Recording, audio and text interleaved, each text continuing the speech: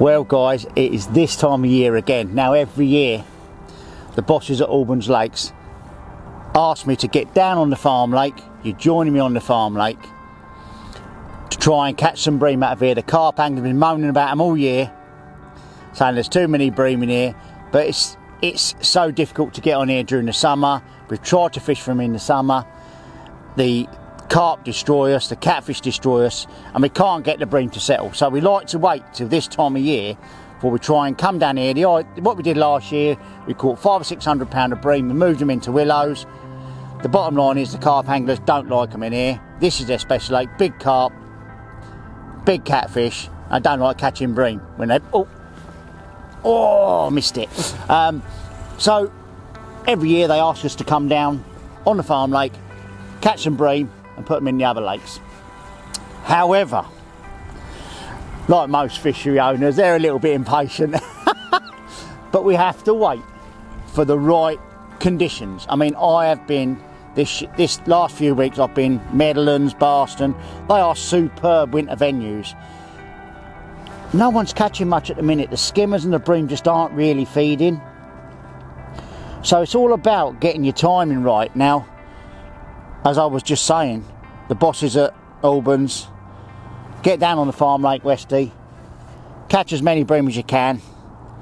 But my answer to that was, when we've got a southerly for 3 or 4 days, 4s and 5s, 6 degrees overnight, double figures during the day. Once I've had 3 or 4 days of that, then we'll get down there. Luckily, we had a temperature change on Saturday. Went up to 11 degrees Sunday, 10 degrees Tuesday, Wednesday, Monday. We're now, sorry I mixed my days up there, we're now on the Tuesday. We've got a high of 10 degrees, it was 8 degrees overnight last night. We've quite a strong southerly and we've had it for 4 days. The pressure has dropped, it's low pressure today, 1,008 today compared to Sunday, was the first warm day, but the pressure was 1,024 millibars. Isn't really right. Now it's 108 today, 1,008 today. Perfect for bream, strong southerly, and 10 and 11 degrees today. We've got another warm day tomorrow, so it's not going to drop. Perfect conditions. So we are on the farm lake and we've got the timing right, and we've had 11 bream so far, and I've probably got 11 bream. I've had 3 or 4 that are 6 to 8 pound and the others have been 3 pound, but the fishing's been phenomenal. We started fishing at 10:30. It is now 1:45. And guys at No Albans, you're not allowed to fish normally on the farm lake. It's predominantly specimen fishing. However, this time of year, there's nobody else on the lake. We're doing our job and it's great fishing as well. So we just thought, guys, we'd come down and have a little bit of a video while I'm trying to catch some of these great big bream. So what we'll do is we'll run you through what I'm using, my tactics, what I've done, and hopefully, if you pick the right temperatures through the winter months, guys, you'll catch some fish. So I'm going to crack on. I'm fishing at 54 metres with a 45 window feeder, 45 gram window feeder, 60 centimetre hook length and double worm. Hopefully we'll catch a few more. So you're joining me, trying to catch a few fish, and at the end of the day we're going to move them into the match lake, but we'll just run through everything I'm doing, what I'm using as we go through the day.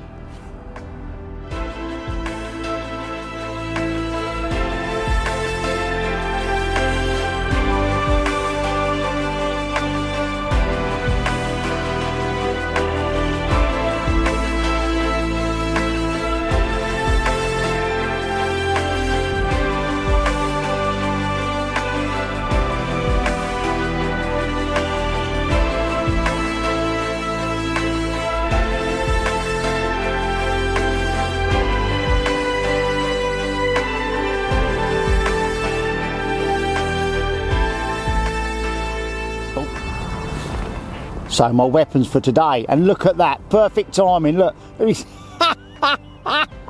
Come on Westy, what a place this is. And guys, look, you know, we're under no illusion here. You can't just, this is a better fish, can't just turn up and fish this lake. You're not allowed. We get permission, we're doing a job for the owners, we're moving the fish for them, and that's why we're on here. But the fishing is just incredible. When they rock up and you get the conditions right, it's absolutely superb. I had 2 phenomenal days on here last year and we moved about 500 pound into Willows Lake. But I'm just going to get this fish in, and then when I get this fish in, That was literally, I didn't even start my stopwatch. That must have been 20 seconds by the time I'd sunk my line, got sorted, and that's just gone straight round. So we'll get this fish in and I'll just quickly talk you through what my setup is. Well, actually, I'll tell you while I'm fishing, actually. So I've got a 12 foot, 30 to 50 gram Parabolics Ultra 2. My opinion, the best bream rod ever made. It is absolutely incredible, this rod. I mean, I've got the stepped up versions as well, just got a couple of them. These, I would say, the normal 30 to 50 gram, I would say comfortably, I'm fishing 54 metres, 54, 51, 54 metres today. I'm getting old and my memory's not as good as it used to be. I think it's 17 or 18 wraps I'm at, 3 metres. But these rods are, the action on these rods are absolute, second to none, absolutely superb. And I know some very good bream anglers that have said these are the best rods they've ever used. And you know you are. Look at the size of it. That is huge. That's got to be £7. Look at the size of this thing. And if I get this in, guys, I'm going to hold this up because this is absolutely massive. Go on, get in that net. Go on, go on, go on. Get, just about get him in. Wow. Look at the size of this. Now, that is what you call done for the camera. This is huge. My word, that's the biggest of the day. God, look at that. God. Do you know what? I am tempted to weigh that at the end of the day. That is absolutely huge. And this has definitely been caught before. This is a boilie muncher, this one. My hook is so small and it's gone. Right. You can tell it's a boilie muncher. It looks like it's had a couple of big hooks in its mouth in the past. I'm going to use a disc-gorger on that one. Don't want to damage it anymore. Just get in there, take that out. And I'm going to hold this up, guys, because this is absolutely huge. Now, and this is such... I love coming on the farm lake. I'm very privileged to do it. It's all, you know, the guys, I have a lot to do with Albans, and they trust me. But guys, I'm going to pick this fish. This is huge. Look at the size of this thing. I reckon that's £8 all day long. It is huge. Look at this thing. Oh, I can't even hold him. Is that big?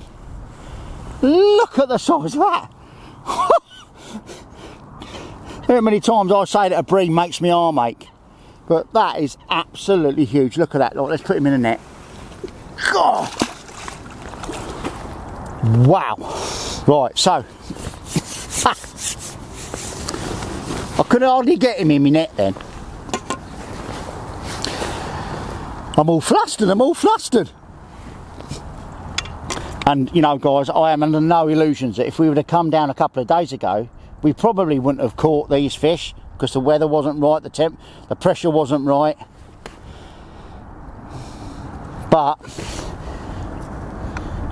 get it all right and the fish will feed. Right, guys, so there's no, as I said, there's no one else on the lake. Got it to herself. Right, so going on from my gear, so I've got 12 foot 30 to 50 gram Parabolics Ultra 2 with I know I'm fishing for big fish here, so I've actually got a 2 ounce tip in that. I've got a 5.5 Parabolics reel. I've got a leader on it, 0.24 leader of 8 metres, and then £5 mono on that, Optimum Power mono. Business end, I've got 45 solid window feeder on a helicopter rig, strong wind.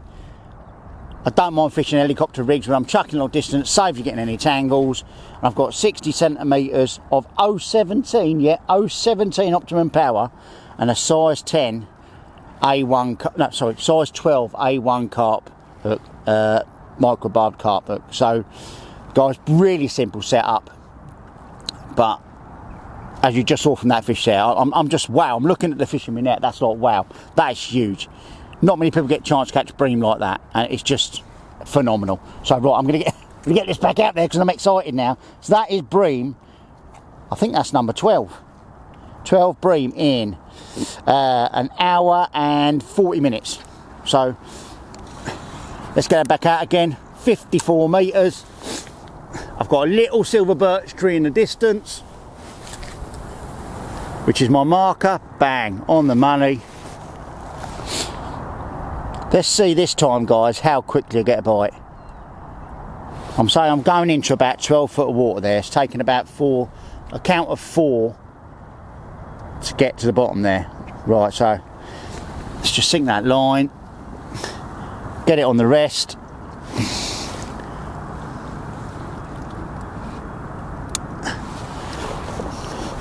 Stop the stopwatch, and away we go. How soon will we get a bite? Now that was a big fish. It might have disturbed the swim a little bit. It is really clear, guys. You can't see that from the cameras, but it is like I can see the bottom out there. So it is really clear. Now I did start on the method. Now I'm just going to run you through how I started. So I've picked a line, looked for a count of 4. I know there's a deep hole at about, oh, and we're in. I think that's a little fish.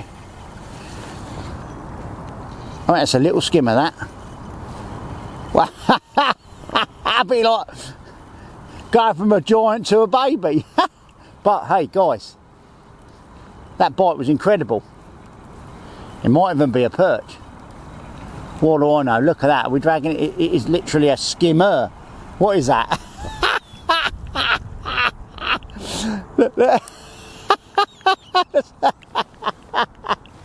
Well, that is the beauty of fishing. You never know. I thought that was definitely going to be a bream. It pulled round after, well, literally seconds. I'll put that one back. That can be catfish bait. Wow, that was literally seconds, guys. So we're going out again. Let's fill it up. I've got plenty of chopped worm and casters.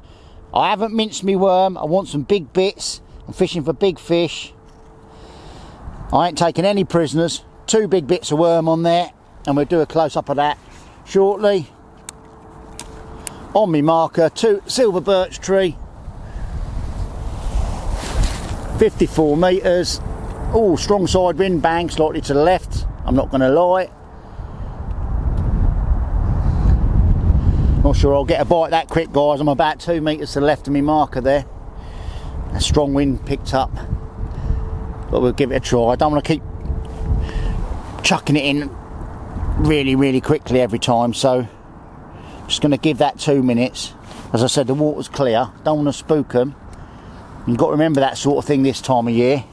It's different in summer when the fish are active. They'll shoot away and they'll come back. But this time of year, you've got to be really careful, especially on clear water like this. Keep putting a big heavy feed. I mean, it don't look a big feeder, but when that lands at 50 odd metres out, it's going to make a big splash. So I'm just going to give that stopwatch again. Going to give that 2 minutes. Don't go. Every bite I've had in the last hour has been within sort of like 2 minutes, and so if it doesn't go within 2 minutes, it just shows you how tightly they can feed this time of year. It's like summer, really. I mean, we all fish for bream in summer, and when you get into a rhythm, even at places like Tamar, and even when you get into a rhythm, you look at your marker, and if you go 3 metres to the left of it, you just do not get a bite. And it's crazy. You think in summer there must be such a ball of fish over that area when you bang on at that distance. You know, almost putting it on a pool table at like 50 metres. It must be when you get on that pool table, you get a bite instantly. I mean, that's gone like 3 metres to the left of my marker, between 2 and 3 metres to the left of my marker. It might be further, because when you look all the way out there, it looks a bit closer. Of course, I think I've got a bit of bream slime on my nose. God, I'm so excited. The fish are massive. I'm so excited, guys. Sorry, but no, that hasn't moved. You might have a scraggler, but on the whole, that hasn't moved.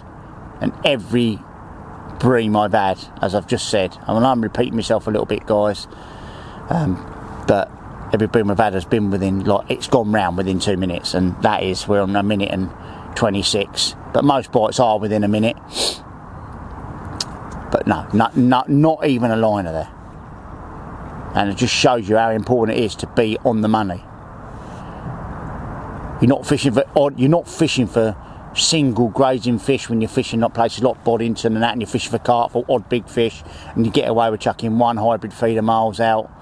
You know, I'm not even getting a liner this chuck. That's incredible. Like, move, you know, what's this? I'm a big man, so what's that, 2 metres? Double that away from your spot. You know, but guys, but you've got to remember though, you can imagine if you were fishing a pole and you were catching a fish a chuck and you dropped it 3 metres to the left of where you're catching, you probably won't get a bite. And that's exactly the same as feeder fishing. Accuracy is key. So one little tip I can give to everybody if ever you're fishing is, one is look at your conditions, make sure you've got the right gear on to do the job, and make sure however far out you fish, you're better off fishing at 50 metres neatly than fishing at 60 metres badly. You know, it's because it's all about condensing them fish into a little area. I mean, I've not, that's up 2 hours, nearly 3 minutes now, no indication. So what I'm going to do now, I'm going to bring this back in and get that back on the money, back on the dance floor, as I like to say. Oh, there we go. That pulled round really quickly, but I don't think that was a bream. It might have been a roach. A bit of an aggressive bite, really. It did pull round. To be fair, guys, when we got here this morning, there was some carp topping. I think it's a little roach on here. Yeah, look, another roach. Look at that. 2 roach and 2 chucks. Is that a good thing? I am not sure, Westy.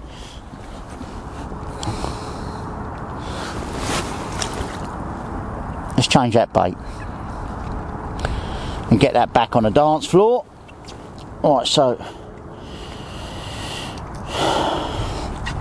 what I've been doing is just like a medium-sized dendra, hook through the head, break it off 1 inch down,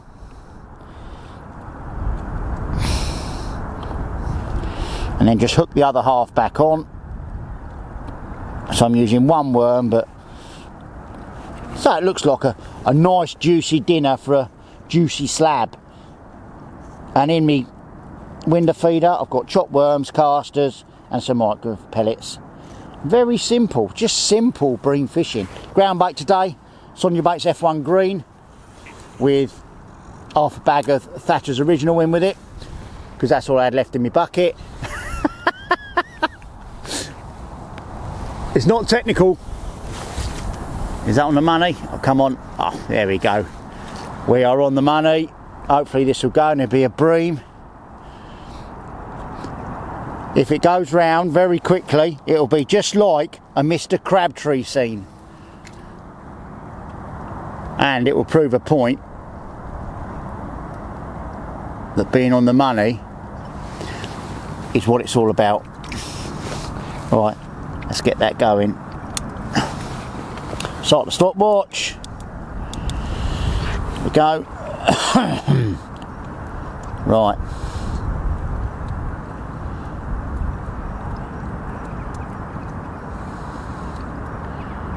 Probably have to eat me words now. Oh, wow. But I am going to say, what is quite alarming, that the last 2 fish have been roach. But after I caught that great big Goliath thing, I'm not surprised. It might have spooked the swim a bit. To be fair, the bite was like a carp bite, so it was obviously aggressively took the bait and... But no, we'll see. 49 seconds in. Come on, bream, you've got 1 minute and 10 seconds to stop me looking an idiot. Oh, go. And there we go, look at that, on the money. 1 minute and 3 seconds, and that proves how important it is that you fish accurately. Feels like a decent fish, probably £3. It's not one of them big with Goliath things because I can move it, but that is 100% proof how important it is that you're accurate. Not just in summer, but this time of year. I mean, that's crazy, you know. Me feeder land, as I said, 3 metres to the left of it, and I never had a bite, apart from that silly roach.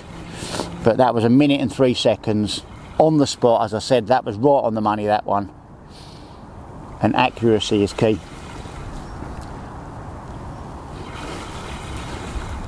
Absolutely superb. Let's get this one in. And once I've got this one in, I'll just quickly run you through how I started my session and what I used to bait up, etc, etc.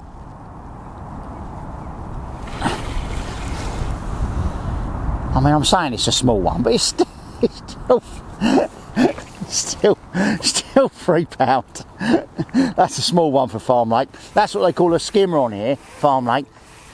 Actually, when they fish for the catfish in here, because they go up to like £90, they probably hook one through the back end as a live bait.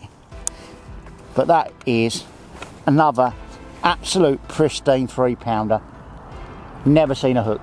Superb. Come on, baby. Mwah! Beautiful. Let's get you in there.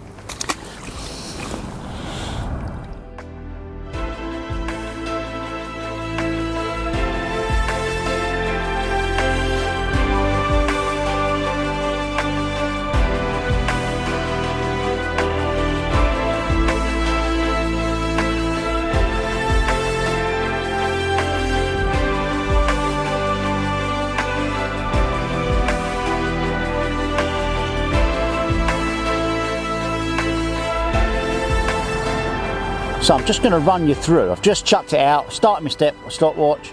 I'm on 18 seconds. I've just had a liner straight away. I'm on the money this cast.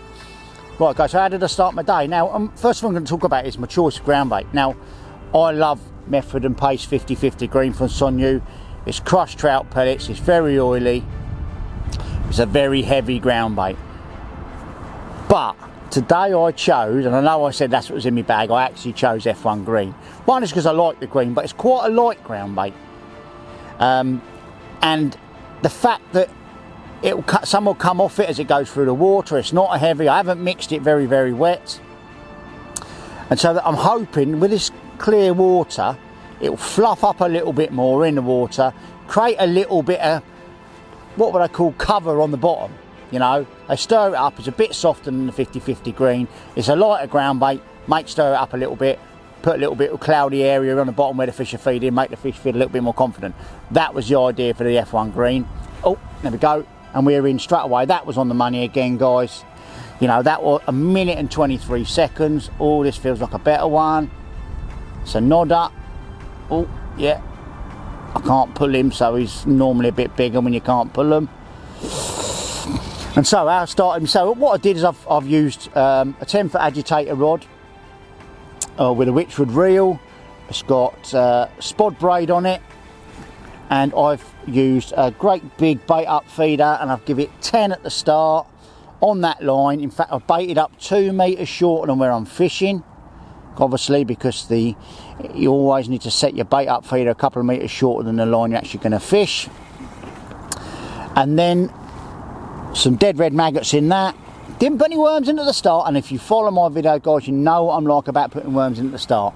I don't like putting worms in at the start. I like them to be an activator to me swim, and I can gauge, because normally within 2 chucks of putting worms in through your normal feeder, you'll know whether the worms are going to work, because it'll have an instant response. It's a very responsive bait, especially this time of year. Yeah, sometimes if you put them in at the start and they're not having worms that day, you ruin your peg before you even start. So always take a little bit of caution, but I've got nothing to lose today. I'm pleasure fishing to try and catch some bream. That's another great big one. Oh my word, look at the size of that thing. I can't even get him in my net. Oh, Jesus, this thing's huge. Another huge bream, look at that. Oh my God, that's got to be £9. That's huge, Tony. Right. And I know you're going to want me to hold this up. You ain't going to believe this. It's actually got spawning cubicles on its head. Wow. But, guys, I'm going to try and hold this up. This is huge. Again, another one. Massive one. I knew it was quite big, because when I picked the rod up, these big ones, you try to reel on them and you can't move them. I just want to... They stay there and argue with you. But this is a... Oh... The thing is, guys, you can't see how thick this fish is. I'm going to hold him the other way. Look at the size of that thing. I can't show you how thick he is. I don't know if you can see that on the camera, but wow. He must be nearly 3 inches thick. That fish is huge. Come here. Thank you for making a very happy Westie. Let's get you in. Wow. Guys, I'm going to have to just tell you quickly before I put that back out there. So, I've started to give it 10 bait up feeders on that line. My bait up feeder set up at 52 metres, I'm fishing at 54. Simply because you chuck a bait up feeder out, you always put your rod straight at it and you strike it out. When you're fishing on the bottom, you always seem to wind 2 metres of line on before you set your feeder. So if you haven't set at the same distance, you're always going to be fishing 2 metres short, because you strike out in a straight line, and when you're fishing you actually put your rod to the side and you've wound 2 metres of line on. So that's the plan. So if you had them both at the same distance, you would be fishing 2 metres off your feed. Okay, so that's so 10 bait ups at the start. Started on an embed beyond that at 60 metres. Guys, to be honest, I didn't expect to get a bite and I didn't. After 25 minutes, I said to Tony, I ain't doing this anymore, I need to get on that bream line. It's spot on, the weather's perfect, blowing a hoolie, and I just need to get some worms in on that line, because I felt that, because I hadn't put any in on with my bait up feeder, I felt I needed to get some worms in, because I had thought it was going to be really good. We've seen a couple of carp top, which means the fish are moving, and so I just wanted to get on that line as soon as possible, and had a couple of liners, and then within 10 minutes I had my first one, and then it's just been bream o'clock since then, really. No, it's not immediate, but when I'm on 13 bream now in, started fishing at 11, 2.25 hours, I've had 13 bream. Fantastic fishing. But, and I'm going to say it again, guys, this is all about timing. If I'd have sat here when it was 2 degrees, flat calm, I probably wouldn't have caught any. They'd have been off the bottom, looking for that warmer thermal in the lake. The lake would have been still, it wouldn't have been moving. Today's perfect. It's blowing a hoolie, there's an undertow, the rope is towing, and so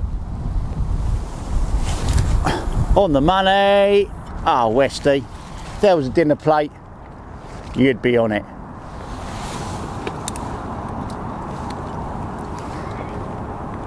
So that's how I started my day, guys. Simple bream fishing. But the most important thing is fishing from when the weather's right. It's so important. Get the weather right. I know, and this quite happens quite a lot this time of year. And when I say get the weather right, don't think that if it's been -2 for 3 or 4 days and you have 1 day of warm weather, that's going to be the time to go. No. Wait till you've had 3 or 4 days of milder weather in a cold spell. On the 3rd day, there's a good chance the fish would have reacted to that milder weather. Look for a southwesterly wind, or southerly or a southwesterly wind. It's normally a warm wind this time of year. Look on your weather app on your phone. When you see a southerly wind coming in, see how long that's going to last. If it's going to last for 3 or 4 days, and you're lucky enough to get out on the bank, if it's during the week, or if it's the weekend, the chances are, after 3 or 4 days of a strong southerly in the colder months, it's normally milder weather, and the chances are the fish will start to feed. I mean, that big bream I just had then has got spawning cubicles on its nose. I mean, I don't know what's turned that into doing that, but that's ridiculous.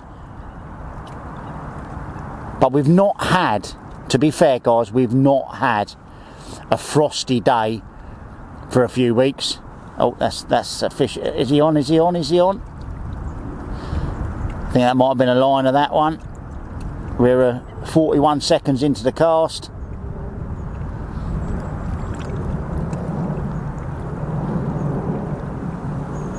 Another little tip I'm going to give you now, because I'm going to do it now. When you get an indication, just slacken off.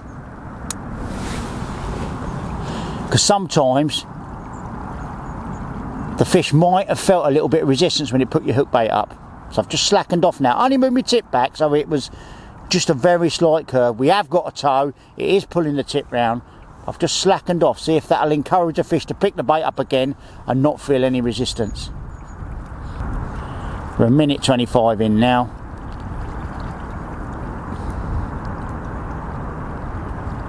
But fishing, you know, here we go. And there we go. 1:12. I think that's a small one. Small bream. Can I move it? That was guys exactly what I said there. I had an indication on it like 42 seconds, no proper bite, so I've slackened off, and 40 seconds later it's gone round. It might just simply be that the fish picked it up, felt a little bit of resistance, and spat the bait back out. It wants to eat it, it's down there, it's chewing, I'm getting liners. It's not a big fish. When I'm saying it's not a big fish, it probably feels like a 3-pound fish. But you can have some fantastic days this time of year. Last year we came down and it was absolutely freezing. Have I mentioned how cold it is? But today, guys, I ain't gonna lie, there is a nip in the wind, but nothing like what we did last year when we went on Willows. But we had a great day and we're having a phenomenal day today. But we've picked a mild spell. Tony said to me, Westy, do they need us to go on Farm Lake, get some bream, move some for us? And I went, yeah, no worries, mate. He goes, when do you want to go? I said, let me have a look at the weather forecast. I looked at the weather forecast. I said, how are we fixed for next week? Luckily, I had a couple of days booked off work to do other stuff, but beautiful. Never seen hook before. Look at that, 3 pound all day long. Thank you, mother, for the rabbit. There you go, buddy, in you go. You look like a baby skimmer compared to that other one. But it's all about getting your timing right, get the weather right, and you will catch plenty of fish. Oh, look at that. Well, guys, today wasn't really about doing a massive load of filming. This was to come down, do the fishery a favour, try and catch some bream to move them. This time of year, I said to Tony, stick the cameras in the bag, might get a little bit of fishing. So we just thought we'd have a really raw video about what I'm doing. We run you through what I was feeding, what I've fed, what my rigs are, what hooks I've used, how I've attacked my peg, and it's been absolutely brilliant. And you know, there are a few secrets about this sort of fishing in the winter. Yeah, right, of course there is. Guys, there's a few things you can do. Messing around with the length of your hook length is key this time of year. Not going too gung-ho. I mean, it didn't matter for us today, guys. I'm the only person on the lake. But in a match situation, the chances are, you know, you wouldn't get away with putting as much bait in at the start like I did. I certainly wouldn't have done that in a match. But the fishing here has been brilliant. I think this is my bream number 22, which will all be going into the match lake. But the fishing's been brilliant. But the biggest secret of all, guys, and I'm going to tell you this, the biggest secret is there isn't one. Just check what the weather's doing this time of year. That is so key to having a great day's fishing. Get the wind direction. I've said it already in the video. If you can get a southerly for 3 or 4 days, a rise in temperatures, you've all got your phone apps. Check out what the air pressure is.